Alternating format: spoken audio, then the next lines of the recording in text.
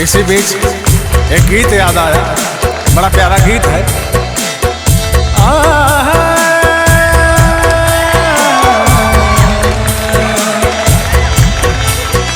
तेरे नाम का दीवाना, तेरे नाम का दीवाना, तेरे घर को ढूंढता है।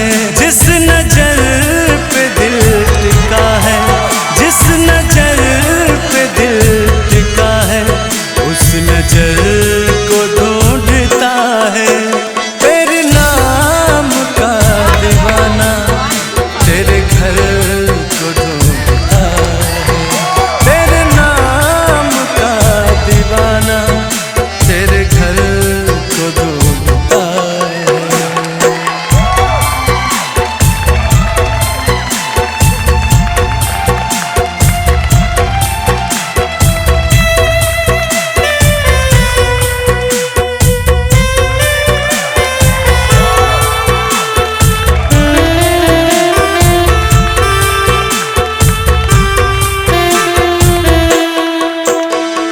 फूलों में जैसे है रंगों को, मुझको छुपा ले आँखों में तो।